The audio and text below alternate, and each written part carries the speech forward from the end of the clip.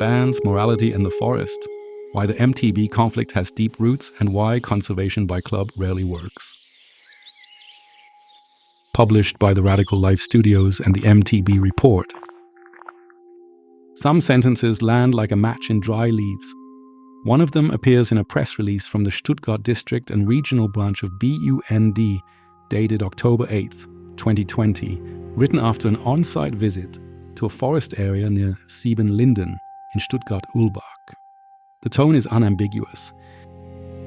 MTB News. The mountain bike problem in the woods is said to be exploding.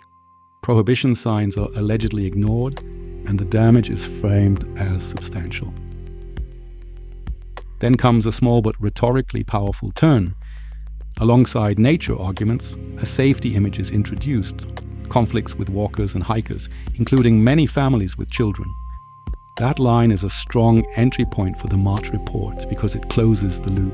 This conflict isn't new, it isn't a recent outbreak, and it has long been told in a familiar pattern: conservation, safety, morality, high emotion, low context. The conflict is older than COVID. COVID only made it more visible. Anyone telling 2020 as a starting point is only telling the second half of the story. In Baden-Württemberg, mountain biking in the forest has been shaped for years by a legal framework that structurally charges the issue. Cycling in forest is generally possible, but not permitted on paths under 2 meters wide, while exceptions can be authorized by the responsible forestry authority. This matters because it explains the mechanism. A sport that naturally thrives on narrow, nature-closed lines runs into an everyday reality that says, exactly not there. Friction becomes inevitable. The dispute is therefore not only about behavior, but about supply, steering, and political reality. COVID did not invent that friction, it intensified it. FVA analyses and related evaluations show that forest visits increased markedly during the pandemic period.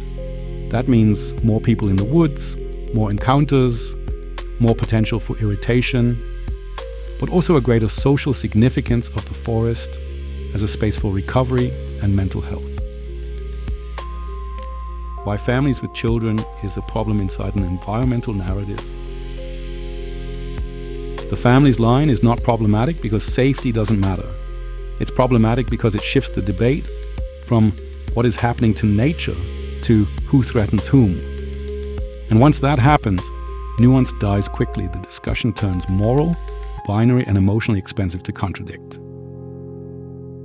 If an environmental organization uses safety as an argument, the fair expectation is provide context. How often? What kinds of incidents? What data? In the BUND statement, there are no figures. It remains a sharpened claim inside a press communication format.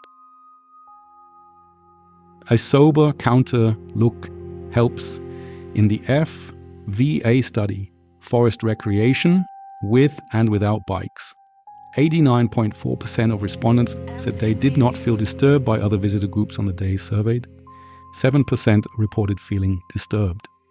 That is not an all clear, but it is a corrective to the explosion framing.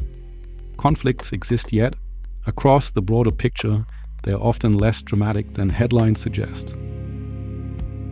Wildlife and birds. Disturbance is real, but the enemy image is too simple.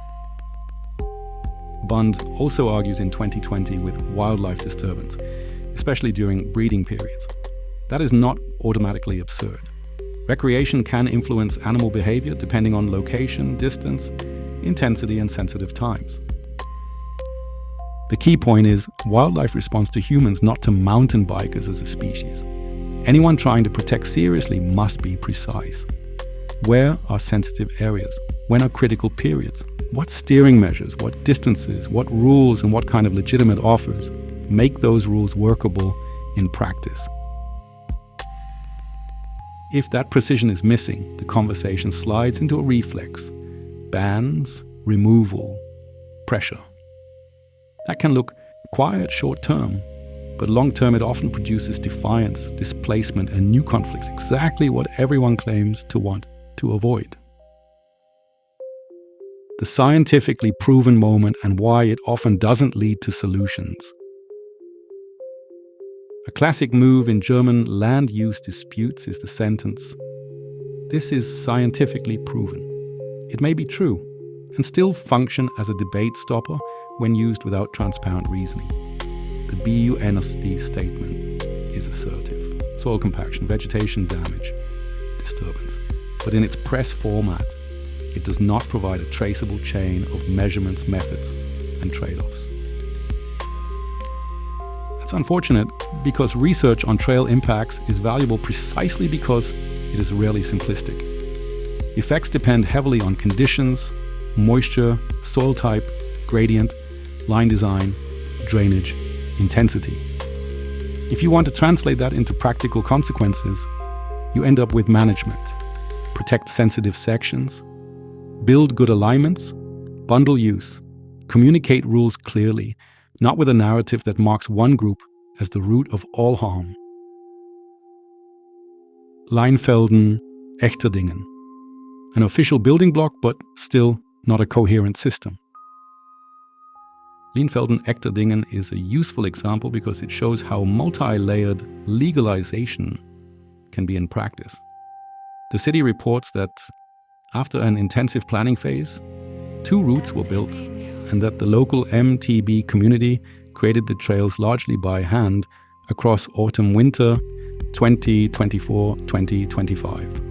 At the same time, the city explicitly notes that together with forestry authorities, they implemented removal measures on previously unapproved routes. Analytically, this is neither good nor bad. It points to a typical German tension. An official offer emerges, and in parallel, established lines disappear elsewhere. Whether this is perceived as a net conservation gain depends on whether it actually results in a functional, attractive system that measurably bundles use. That is exactly where the earlier public demand in the region matters. Already in 2020, it was argued publicly that a multi-kilometer trail network would be necessary because the same few hundred meters do not reflect real demand and because a real network could reduce pressure on unapproved lines. If the end result is not a connected system, but rather a small controllable segment plus removal elsewhere, the underlying tension often remains only relabeled. This fits with reports over the years showing how contested such plans are and how long procedures can take. Even where officials emphasize minimal use of heavy machinery, that mainly underlines one thing: implementation is complex, interventions must be justified, and acceptance hinges on details. The moment conservation becomes socially counterproductive. This is where the March report becomes a social question. Conservation loses when its communication style primarily creates pressure. BUND states in 2020 that it does not refuse dialogue while also insisting that, before any discussion, use in sensitive areas must stop immediately. Protecting sensitive areas is correct, but if the practical response consists mostly of bans and removals without a parallel, credible connected offer, the debate goes in circles. That's why a look at Forst BW is revealing. In 2023, Forst BW explicitly outlines an approach intended to reduce conflicts because action, nature experience, forest management, and conservation must coexist management instead of moral theater. I consider it the wrong path when environmental organizations consistently choose the maximum rhetorical escalation in public communication, mixing concepts and images that polarize the conversation instantly. The families with children line is a textbook example. It may reflect a feeling, but as a building block inside an environmental argument, it is weak without context. And as a social signal, it is highly divisive. The adult version of this debate is not ride everywhere. The adult version is a system. Sensitive zones and seasons, clear rules, transparent reasoning, and a coherent, attractive network that actually bundles use. Otherwise, you produce symbolic politics. A little offer, a lot of removals, and little real de-escalation. I am deliberately not diving into the purely legal framing, what is permitted, at this point not because it's unimportant, but because in Germany it is often used to end debates, rather than to solve them. In March, the bigger issue is this: how do we talk about nature? Do we build solutions?